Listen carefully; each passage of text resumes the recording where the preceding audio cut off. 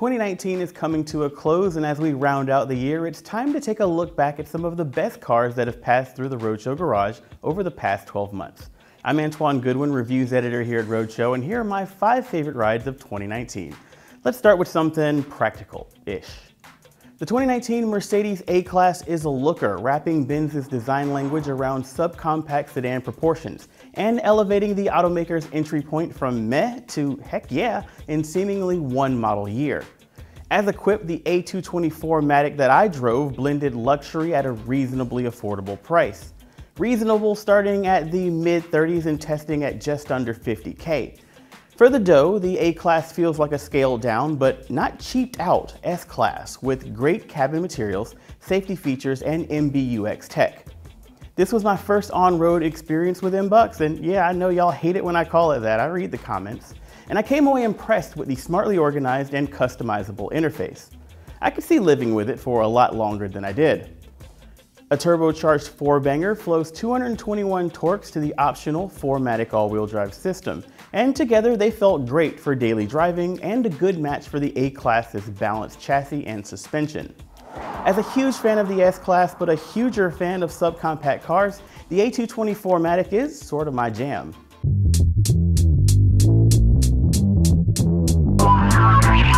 I've always liked the Audi Q3, but this might be the first year that I can recommend it without any reservations after a rebirth for the 2019 model year. The new Q3 is notably larger with more space for people in cargo. I especially dig the sliding second row that adds flexibility to that space. But the SUV is still nicely compact and easy to maneuver into tight parking spaces. The Q3's, in my opinion, best-in-class tech is borrowed from Audi's flagship A8. Here it's scaled down and simplified for the smaller cabin, and I think that many drivers may actually prefer the Q3's physical controls over the larger model's more screen-heavy setup. Respectable acceleration comes courtesy of a 228 horsepower engine that'll look familiar to fans of Volkswagen's GTI. On the road, the Q3 feels nimble but still quite comfortable thanks to a taller US-specific suspension that helps the subcompact look the SUV part and better soak up bumps. And while I'm a little sad that we don't get the adaptive damper setup that you get outside of the States, I think that might help keep prices at a much more reasonable level, starting at around $36,000. Bigger but still compact, sharper but still comfy, high-tech with an analog touch, the 2019 Audi Q3 is about as perfectly balanced as this class gets. The 2020 Lincoln Aviator is a giant leap in luxury for the Lincoln brand, sliding in below the full-fat and equally impressive Navigator.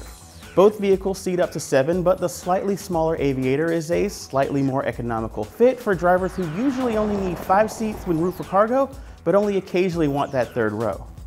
The Aviator makes an excellent tech showing, matching a powerful driver aid suite with useful features like using your phone as the key via Bluetooth Low Energy. As a person who hates having full pockets, I can't wait until this tech is more widely available. Now, I'm not the biggest fan of the new generation sync tech in the dashboard, but it works, and standard Android Auto and Apple CarPlay make it easy enough to live with. And unlike the competition from Cadillac, scaling down doesn't mean giving up your rear-wheel drive. It's standard here with optional all-wheel drive. The Aviator also gives buyers the choice between a 400 horsepower turbocharged V6 or a 495 horsepower, 630 pound-foot plug-in hybrid Grand Touring model. That PHEV also boasts around 21 miles of electric driving range per charge, which should help economy. Either way, the 2020 Aviator has made it to a comfortable air suspension and an impressively quiet ride.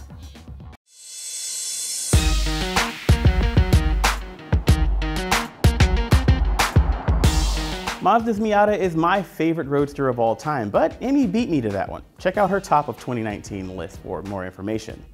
BMW Z4 in its S-Drive 30i trim riffs on the roadster formula with more power, more tech, and more luxury for a lot more money, obviously.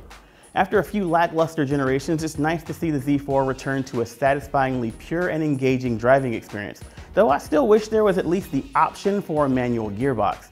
The 8-speed is fine for more relaxed grand touring, but I think a well-designed manual would really take that feeling of driving engagement for our 4-cylinder model to the next level. As is, the Z4 at least knows exactly what kind of car it wants to be and executes that flawlessly. Even if it's not your jam, I think we can all agree that the world can never have too many roadsters.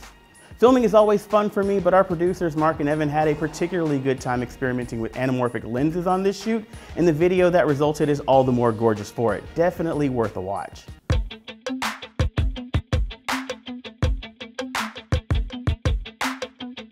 Now most of these are in no particular order, except for this one. The Mercedes-AMG E63S is hands down the best car I've reviewed during 2019. On the outside, it doesn't look much more special than your average E-Class, but beneath its Jekyll-esque exterior hides, get it, a monstrous 4-liter bi-turbo V8. We're talking 603 horsepower, 627 pound-feet of torque, which it puts through its 4MATIC all-wheel drive system. Handling goes from razor sharp to reasonably comfortable at the touch of a button. Meanwhile, the rest of the E63's cabin is loaded up with all the luxury and tech that you'd expect from a member of the $100,000 club. I think the only way this ride could be better is if it were an E63S estate. Now, all-wheel drive makes for high-speed stability and great track times, but with this much power, sometimes you want to get a little dumb with it.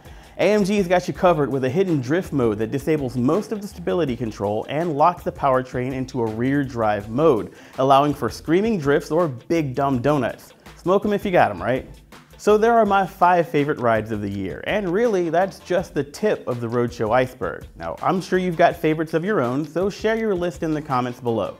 Now from auto shows to tech checks to news and reviews, it's been a blast and an honor to help bring you all of the best automotive and tech for 2019. And the whole gang here is super stoked about what 2020 will bring. We've got some exciting things planned and we hope you'll stay tuned. Have a happy new year and we'll see you on the other side.